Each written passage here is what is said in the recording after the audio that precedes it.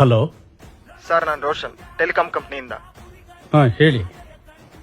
ನಿಮ್ಮ ಹೆಸರಲ್ಲಿರೋ ಎಲ್ಲಾ ಸಿಮ್ ಕಾರ್ಡ್ಗಳನ್ನ ಡಿಆಕ್ಟಿವೇಟ್ ಮಾಡ್ತಿದೀವಿ.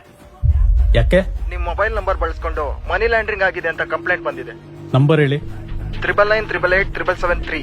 ಸರ್, ಸುಮ್ನೆ ಹೆದರ್ಸ್ಬೇಡಿ, ನಿಜ ಹೇಳಿ. ಹಾಗಾದ್ರೆ ನೀವು ಸಾಹೇಬ್ರ ಜೊತೆನೆ ಮಾತಾಡಿ.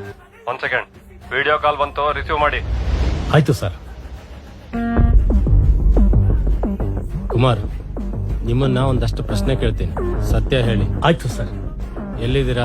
ಮನೇಲಿ ಇದ್ದೀನಿ ಸರ್. ಯಾರ್ಯಾರಿದ್ದೀರಾ? ಒಬ್ಬನೇ ಇದ್ದೀನಿ ಸರ್. ಎಲ್ಲಿ? ಒಂದ್ಸಲ ಬ್ಯಾಕ್ ಕ್ಯಾಮ್ರಾ ಆನ್ ಮಾಡಿ ತೋರಿಸಿ.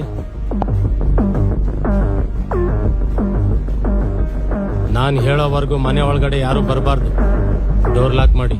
ಮಾಡಿದ್ದೀನಿ ಸರ್. ಲೈಟ್ ಆನ್ ಮಾಡಿ. ಕುಮಾರ್, ನಿಮ್ಮ KYC ಡೀಟೇಲ್ಸ್ ನ ಬಳಸ್ಕೊಂಡು ICC bank, Axis bank, HDFC bank ಅಲ್ಲಿ ಅಕೌಂಟ್ ಅನ್ನ ಮಾಡಿಸಿ ಅದರಿಂದಾನೇ ಸುಮಾರು 50 ರಿಂದ 100 ಕೋಟಿಯಷ್ಟು ಮನಿ ಲಾಂಡ್ರಿಂಗ್ ಆಗಿದೆ. ಇದನ್ನ ಮಾಡಿರೋದು ಒಬ್ಬ ಎಕ್ಸ್ ಮಿನಿಸ್ಟರ್. ನಿಮ್ ನಂಬರ್ ಟ್ರೇಸ್ ಆಗಿದೆ. ನೀವು ನನಗ್ ಹೇಳ್ದೆ ಫೋನ್ ಕಟ್ ಮಾಡಿದ್ರಿ ಅಂದ್ರೆ ನಾನೇ ಲೋಕಲ್ ಪೊಲೀಸ್ಗೆ ಇನ್ಫಾರ್ಮ್ ಮಾಡಿ ಈಗ್ಲೇ ನಿನ್ನ ಅರೆಸ್ಟ್ ಮಾಡಿಸ್ತೀನಿ. ಸರ್, ನಿಮ್ ಕೈ ಮುಗಿತೀನಿ, ಕಾಲಕ್ಕೆ ಬೀಳ್ತೀನಿ, ನಿಮ್ಗೆ ಏನ್ ಬೇಕಾದ್ರೂ ಕೊಡ್ತೀನಿ. ಬಿಟ್ಬಿಡಿ ಸರ್ ನನ್ನನ್ನ, ಪ್ಲೀಸ್ ಸರ್. ಸರಿ, ನಿಮ್ ಬ್ಯಾಂಕ್ ಡೀಟೇಲ್ಸ್ ಕಳಿಸಿ.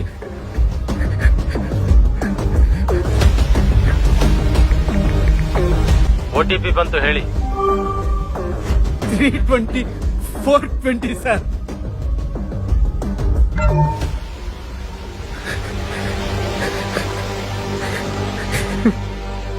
ಹಲೋ, ಹೇಳ್ರಿ ಡಾಕ್ಟ್ರೆ. ಲಕ್ನೋ ಇಂದ ಕಾಲ್ ಬಂದಿತ್ತು. ನನ್ ಮೇಲೆ ಮನಿ ಲ್ಯಾಂಡ್ರಿಂಗ್ ಕೇಸ್ ಆಗಿದೆಯಂತೆ. OTP ಕೊಟ್ರಾ? ಇದೆಲ್ಲ ಸ್ಕ್ಯಾಮ್ ಕಂಡ್ರೆ.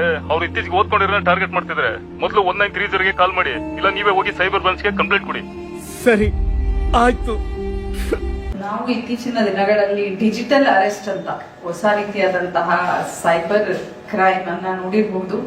ಹಾಗಾಗಿ ಸಾರ್ವಜನಿಕರಲ್ಲಿ ವಿನಂತಿ ಏನಂತ ಹೇಳಿದ್ರೆ, ಈ ತರದೆಲ್ಲ ಪ್ರಕರಣಗಳು ಆಗ್ತಾ ಇದೆ. ಹಾಗಾಗಿ ನಾವು ಯಾವುದನ್ನು ಕೂಡ ನಂಬಾರ್ದು. ಯಾವುದೇ ಮಾಹಿತಿ ಬಂದ್ರೆ ಅದು ಫೇಕಾ, ನಿಜನಾ, ಸುಳ್ಳ ಅಂತ ಹೇಳಿ ವೆರಿಫೈ ಮಾಡ್ಕೊಳ್ಳಿ ಅಂತ ಒಂದು ಮನವಿ.